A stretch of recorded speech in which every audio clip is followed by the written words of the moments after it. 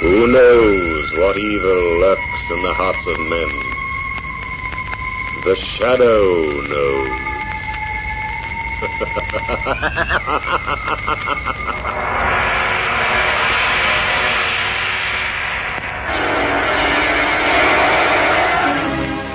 Once again, we bring you the thrilling adventures of The Shadow, the hard and relentless fight of one man against the forces of evil.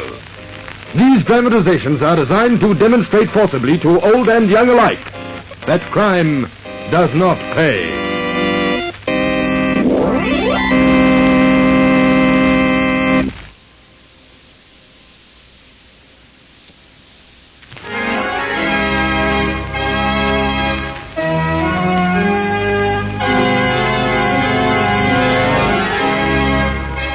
The Shadow, who aids the forces of law and order, is in reality Lamont Cranston, wealthy young man about town. Years ago in the Orient, Cranston learnt a strange and mysterious secret. The hypnotic power to cloud men's minds so they cannot see him. Cranston's friend and companion, the lovely Margot Lane, is the only person who knows to whom the voice of the invisible Shadow belongs. Today's drama, The Bridge of Tragedy.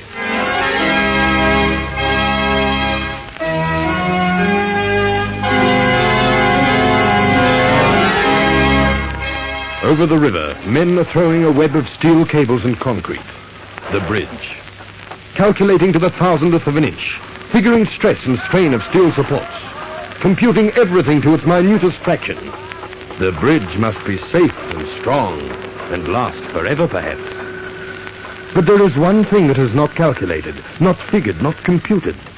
And that, perhaps, is the most important element, the most vital part of the bridge. The workers. The bridge workers.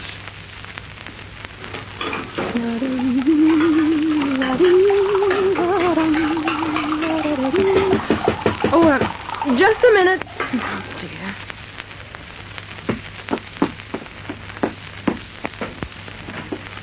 Why, Bill, what's the matter, dear? You're home early. Oh, nothing's the matter, sweetheart.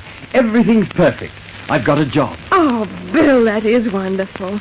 But what kind of a job is it? Well, you're not going to be too keen on it. But it's my type of work. Not the bridge, Bill. Oh, you promised. Myra, listen to me, please. I tried to get other kinds of work, but there just isn't any other work for me.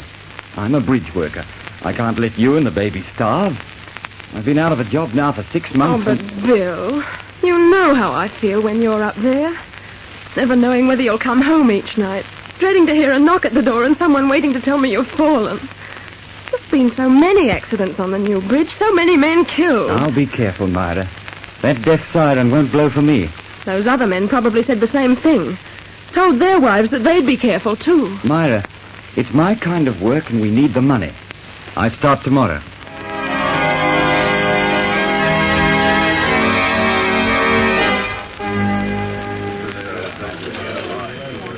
Oh, I beg your pardon, but could you tell me where I can find Jim McVicker? Jim McVicker? Yes, that's right. He's a friend of mine. He told me to come here today and said there'd be a job for me on the bridge. Well, what's the matter? You haven't heard? Jim was killed yesterday afternoon. Killed? Fell from the bridge tower while he was spinning cable. Haven't found his body yet. They've been dredging for it all night. Perhaps they'll never find it. What with the undertow and everything. Killed, and that's what'll happen to all of us if we don't leave this job. There's hoodoo on the whole darn thing. You've hit it on the head. There's a jinx on this bridge, all right. Too many men have been killed. And then those voices. What voices? You know the saying about the spirits of the bridge workers who were killed on the job, coming back and haunting the bridge? That's only a superstition. I never heard any voices. Superstition, eh? Yeah, that's what I thought. But I don't anymore. Jim McVicker heard the voices 2 days before he died. Yeah, and so did Joe and Tom and Tiger and Shorty and all the rest of them that are dead. The voices warned them to leave, but they didn't. Believe you me, if I hear them voices, I'll leave as quick as that. Who do I see about getting a job? You still want one? I need the work. All right, mate. George Austin. He's the contractor for this job. His officer's over there. He's doing the iron now. But you can't say we didn't warn you. Thanks.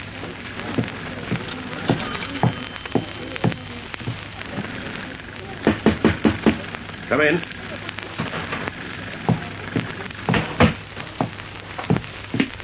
Mr. Austin? Yes? What can I do for you? My name is Bill Wilson. I'm a bridge worker. I want a job. What was the last bridge you worked on? The Great Western. That was about 2 years ago. Yes, I know. Now, I took on different kinds of jobs after it was built. You see, I got married, and my wife worried when I understand. And now? I need the job. Seems like I'm not fitted for other kinds of work. I see. Well, before you start, you know it's dangerous work, don't you? We've had quite a few casualties. I know that. You know? Yes, some of the men told me. And I know about the voices, too. Are you sure you still want the job? A man has to work. I see. All right. You're hired. Oh, thank you, Mr. Austin. Just a minute. I'll call Calvin. He's the foreman. He'll tell you what you have to do. Cal? What is it, boss? I want to see you for a minute. Coming right over, Mr. Austin. What is it? Come in. Calvin, I've just hired this man. I want you to show him round, get his name on the payroll. Right. How are you, Mr. Wilson, Bill Wilson. Pleased to know you, Bill. Think you can find something for Wilson to do right away? We're behind schedule, you know. Well, he can work with me on the tower. Oh, fine, Cal. Yes, you are short-handed there. Yes, since yesterday. Bill here, well, he can take old Jim McVicker's place.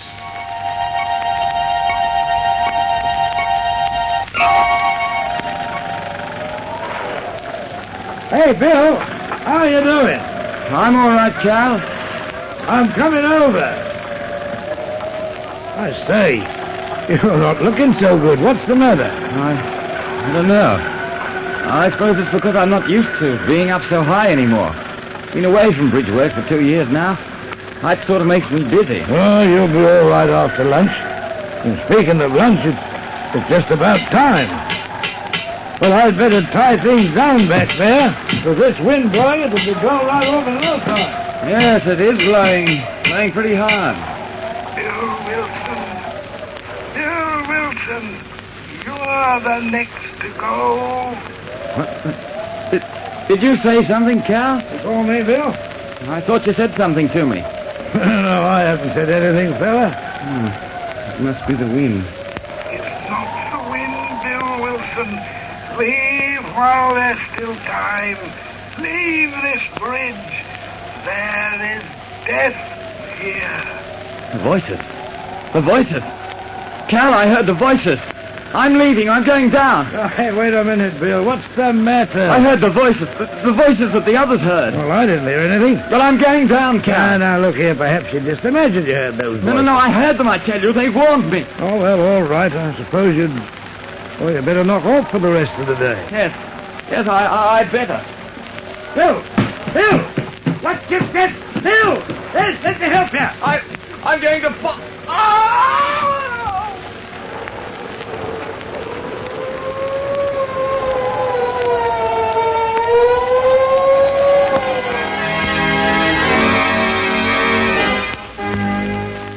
It sounds so weird, Lamont. Each time the voices have been heard, a man has fallen to his death. Yes, I was reading in the paper this morning, Margot, that the contractor, George Austin, is having trouble with the men. They're afraid to go to work. He's had to give them extra bonus to keep them on the job. Why, perhaps that's the answer. What? Perhaps some enemies of Austin's, is doing this to frighten the men.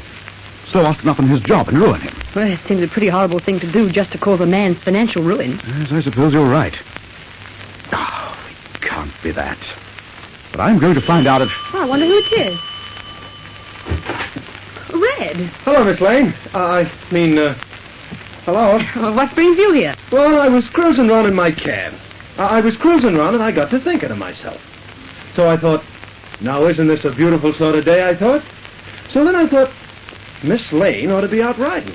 She's all alone, So she's all alone, is she?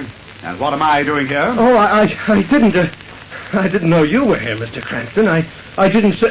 Oh, gosh. I reckon that was a fox pass, all right, that was. No, it wasn't, Red. It was very thoughtful. Come on in. Well, I only thought Miss Lane might want to go shopping or for a drive or something. I thought... You just wanted a customer, Red. Isn't that it? Yeah, that's it. A customer. Oh. Well, Red, you've got a customer. Me. Well, where are you going, Lamont? Well, first we're going to Red's house. Yeah, first we're going to my house. What?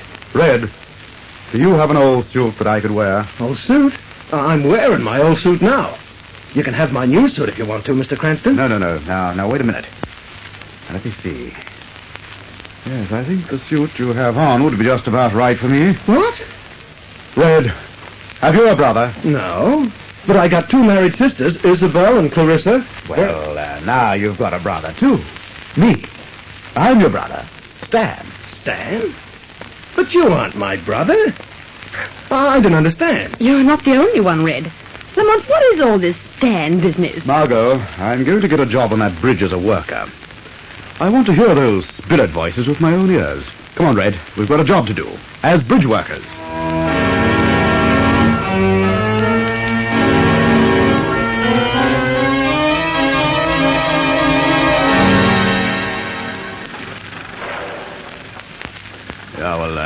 I heard there was a job here on your bridge, Mr. Austin. I need a job, so here I am. Of course, you know about the trouble we've been having here. The men killed. Yeah, I read about it. The men think they've been hearing ghost voices. Well, the way I look at it, you still want the job? Eggleston.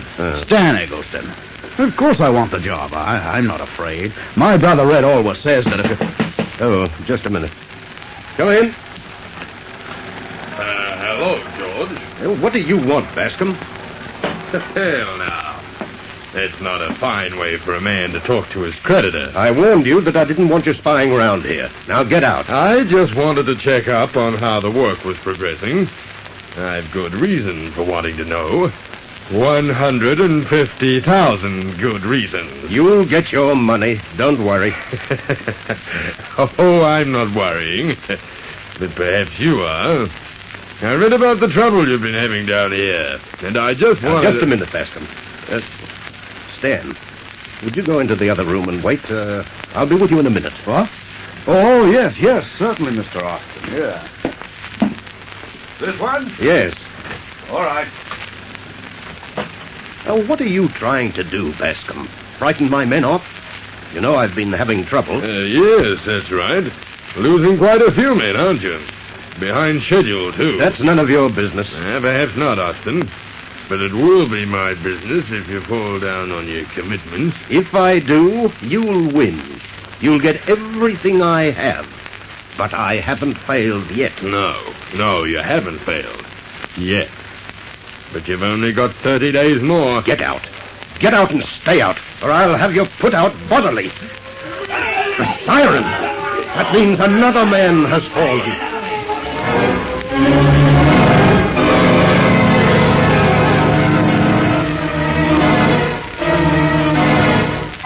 The bridge has claimed another victim.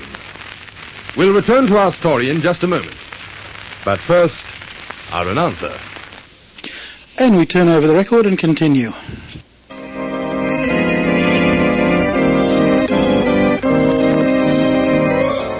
And now, back to the shadow. The long, mournful siren that signals death amongst the construction gang blows once again. Contractor George Austin listens stunned to its one-note requiem for a moment, then strides across the room and opens the door. Mr. Austin! Davis has fallen! I'll be right with you. It won't be long now. No, Mr. Baxter. Perhaps not. If you're allowed to continue your work. What? Who said that? Men call me the Shadow. I can't see you. No man has ever seen the Shadow. What do you want with me? What do you know of these accidents? What have you to do with them? I have nothing to do with them. I don't know what you're talking about. If George Austin fails to complete the bridge by the specified time, you will profit, Mr. Bascom. I lent Austin the money to complete the project. If he fails, I'll get everything he has. But I And still... Austin will be ruined. Isn't that right? You want to see him ruined, don't you? Austin undercut me on this job. He took it away from me. Now, why shouldn't I like to see him fail? He'd do the same to me if he got the chance. That is the argument that all men like you make, Bascom. What are you going to do? Nothing yet. I have no proof that you had anything to do with the death of these men. But remember, Bascom, you will be watched. Austin still has a chance to complete this bridge if he's not interfered with.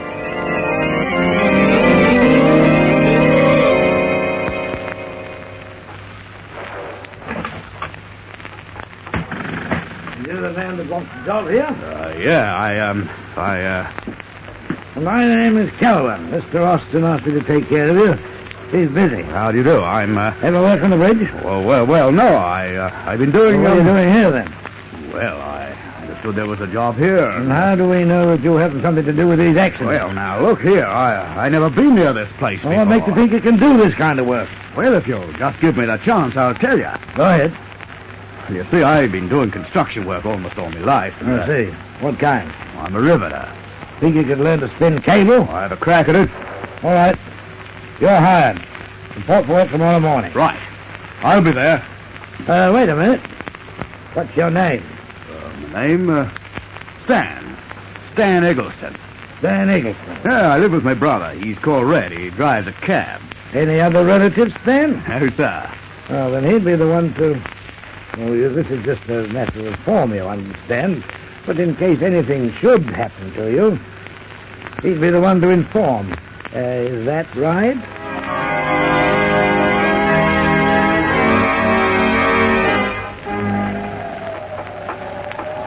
Well, you're getting along better than I expected for a new hand, Stan. Well, thanks, Cal. I'm doing my best. One thing, I don't feel dizzy being up this high. In that case, I'll leave it yourself for a while. If you get into any trouble, call me. I'll be right up ahead there. All right, Cal. This is a warning, Stan. Leave this bridge. Leave while there is still time. Leave this bridge. There is death for you if you stay.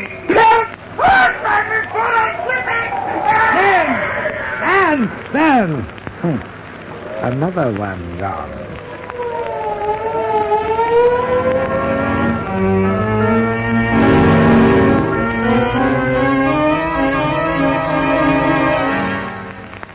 I was talking to him not 2 minutes before he fell, Mr. Austin.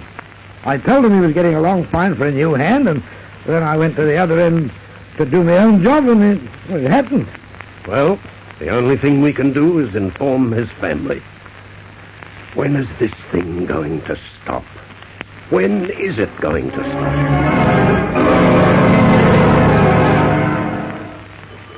Oh, just a moment. Oh, hello, Red. Hello, Miss Lane. Red, something's worrying you. What is it? I've got something on my mind, Miss Lane. Can I come in, Miss Lane? Please, can I? Why, of course, Red. Come in. Thanks. Aren't you feeling well? No, Miss Lane. No, I'm not. Well, I'll call a doctor. No, Miss Lane. No, it's not that kind of sickness. What is it? Bad news? Yeah, I'm afraid that's it. Bad news. Very bad. Tell me. Perhaps I can help you. It's the report. The report from Mr. Austin. It said... Austin? Red, are you trying to tell me? Please, Miss Lane, I was only trying to break it gently. Please. Please don't cry. You gotta be brave. Tell me, Red, tell me what happened. Well, Mr. Cranston got the job at the bridge like he said he was going to. And, well, like the others, he fell, too. Lamont. No. Please, Miss Lane, you must try and pull yourself together. Oh, I had a feeling that Lamont shouldn't have done it. Poor Mr. Cranston. He was such a great fella.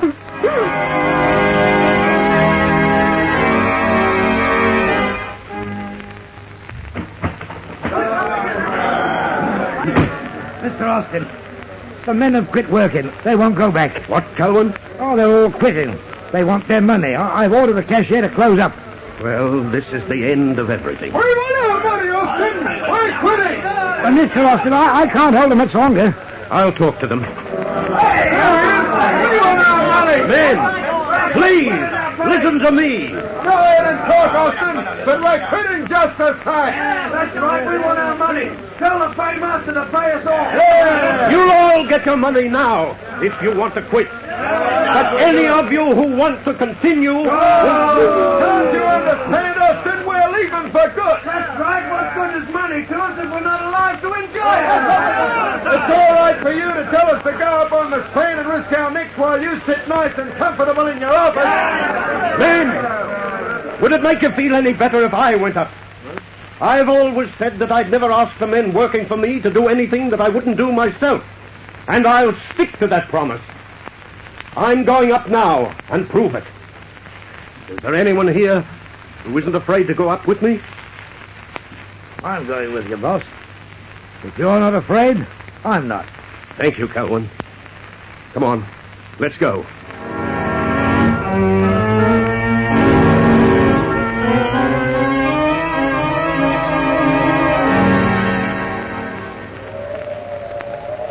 How long have we been up here, Calvin?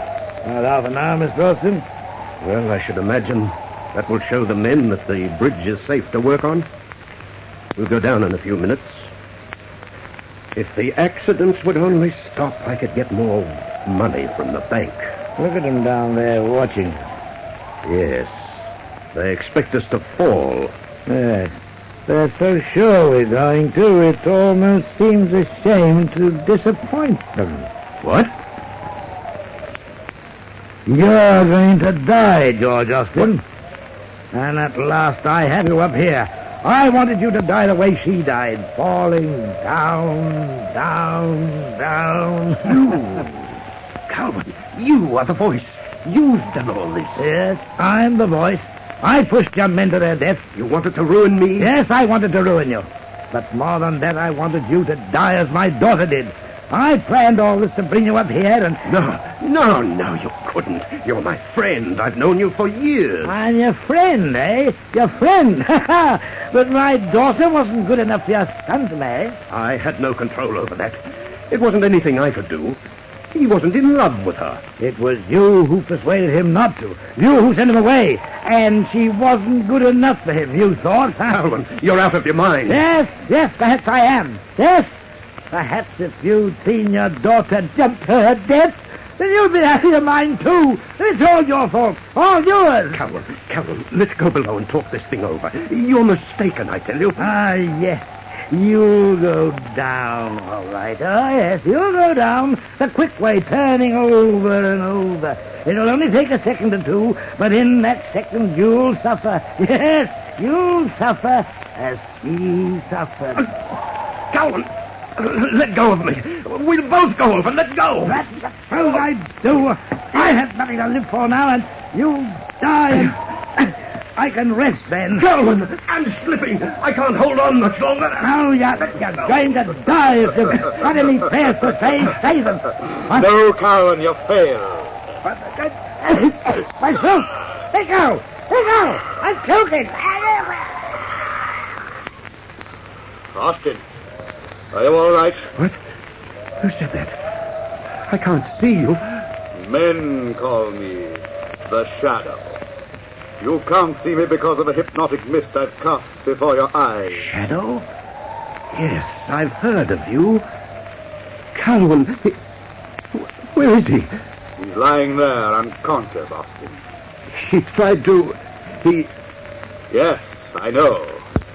But justice has caught up with him, as it does with all criminals.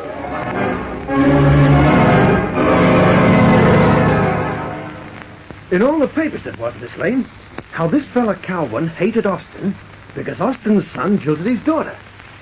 It appears before Calvin became a bridge worker, he was in vaudeville, a ventriloquist. That's where he learned to throw his voice. Then, pretending to help the new hands, up he'd go with them, scare them with this weird voice, and then push them off the bridge span. And very clever he was, too, pretending to be so innocent. Please, Red, let's not talk about it. Oh, yeah, I'm sorry, Miss Margot. I should have more sense. Red.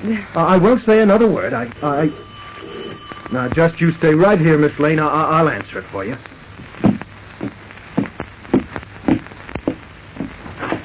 Hello, Red. Oh, hello, Mr. Cranston. What? But you should... Lamont, you're safe. Why, of course, Margot. You didn't think... Oh, Margot. Why didn't you let me know? What a thing to do to me. Margot, I didn't realize. I didn't mean to frighten you.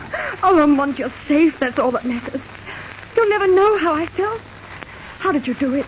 Well, when Calvin stopped that ventriloquist act of his, I hypnotized him, yelled out, and pretended to fall. Oh, I see.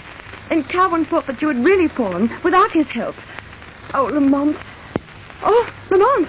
Red. He knows. What? Oh, that I'm the chef? Oh. No, I don't think so. I don't think Red knows I'm the Shadow, Margot. What do you mean, Lamont? The excitement was too much for him. He's fainted. Fainted?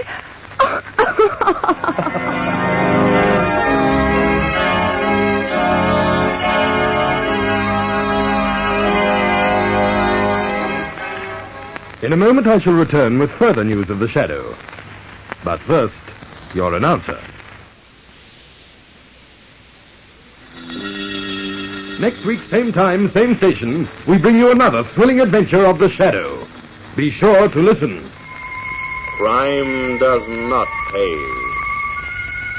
The Shadow knows.